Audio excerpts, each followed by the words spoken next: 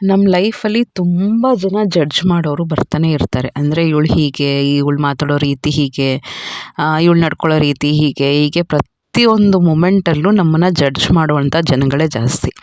But ನಾವು decide ಮಾಡಬೇಕು ಯಾರ ಜಡ್ಜ್ಮೆಂಟ್ಗೆ ನಾವು ಬೆಲೆ ಕೊಡಬೇಕು ಅಂತ. Decide your self. ಅಂದರೆ ಎಲ್ಲರಿಗೂ ನಾವು ಬೆಲೆ ಕೊಟ್ಕೊತ ಹೋದರೆ ನಮ್ಮ ಲೈಫಲ್ಲಿ ನಮ್ಮ ಸೆಲ್ಫ್ ಐಡೆಂಟಿಟಿನ ನಾವು ಲೂಸ್ ಮಾಡ್ಕೋತೀವಿ. ಯಾಕೆಂದರೆ ಎಲ್ರಿಗೂ ಮೆಚ್ಚಿಸೋಕ್ಕೆ ಹೋಗಿ ನಮ್ಗೆ ಏನು ಇಷ್ಟ ಅದನ್ನು ಮಾಡೋಕ್ಕೆ ಆಗಲ್ಲ. ನಮ್ಗೆ ಫ್ರೀಡಮ್ಮೇ ಇರಲ್ಲ. ನಮ್ಮದು ಯಾವಾಗಲೂ ಕಾನ್ಷಿಯಸ್ ಮೈಂಡ್ ಅದೇ ಇರುತ್ತೆ. ಅವ್ರು ಏನು ಅನ್ಕೋತಾರೋ, ಇವ್ರೇನು ಅನ್ಕೋತಾರೋ ಅಂತ. ಸೊ ನಾನು ಏನು ಹೇಳೋಕ್ಕೆ ಇಷ್ಟಪಡ್ತೀನಿ ಅಂದರೆ, ಒಂದು ಮನಸ್ಸಾಕ್ಷಿ ಅಂತ ಇರುತ್ತೆ. ಯಾವುದು ಸರಿ ಯಾವುದು ತಪ್ಪು ಅಂತ ನಾವು ಬೆಳೀತಾ ಬೆಳೀತಾ ಗೊತ್ತಾಗ್ತಿರತ್ತೆ. ಗೊತ್ತಿಲ್ಲದೇ ಕೆಲವು ತಪ್ಪುಗಳನ್ನ ಮಾಡ್ತೀವಿ. ಬಟ್ ಅದನ್ನು ತಿದ್ದುಕೊಂಡು ಮುಂದೆ ಹೋಗ್ತಾ ನಮ್ಮ ಖುಷಿ ಹೇಗೆ, ನಮ್ಮ ನೆಮ್ಮದಿಗೆ ನಾವು ಏನು ಲೈಫ್ನ ಲೀಡ್ ಮಾಡಬೇಕು ಆ ಥರ ಮಾಡ್ತಾಯಿದ್ರೆ ಅದು ಬೆಸ್ಟ್.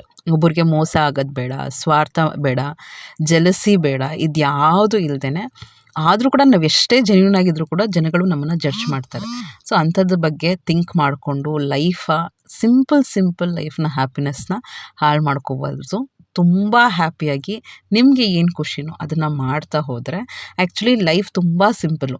ಕಾಂಪ್ಲಿಕೇಟ್ ಮಾಡ್ಕೊಳ್ಳೋದೇ ನಾವು ಬೇರೆಯವ್ರನ್ನ ಮೆಚ್ಚಿಸೋಕ್ಕೆ ಹೋಗಿ ಅವ್ರೇನು ಅನ್ಕೋತಾರೆ, ಇವ್ರೇನು ಅನ್ಕೋತಾರೆ ಅಂತ ಆ ಕಾನ್ಷಿಯಸ್ ಮೈಂಡಿಂದನೇ ನಾವು ತುಂಬ ಲೈಫ್ ಹ್ಯಾಪಿನೆಸ್ನ ಹಾಳು ಮಾಡ್ಕೋತೀವಿ. ಸೊ ಡಿಯರ್ ಫ್ರೆಂಡ್ಸ್, ಇವತ್ತಿಂದ ಡಿಸೈಡ್ ಆಗಿ ನಾನು ಯಾವ ಪರ್ಸನ್ ಜಡ್ಜ್ಮೆಂಟ್ಗೆ ಬೆಲೆ ಕೊಡಬೇಕು, ಯಾರು ನಮ್ಮ ಶ್ರೇಯೋಭಿಲಾಷಿಗಳು ಅಂತ ಡಿಸೈಡ್ ಮಾಡಿ ನಾವು ಖುಷಿಯಾಗಿರೋಕ್ಕೆ ಏನು ಮಾಡಬೇಕು ಅದನ್ನು ಮಾತ್ರ ಮಾಡ್ತಾ ಹೋಗಿ.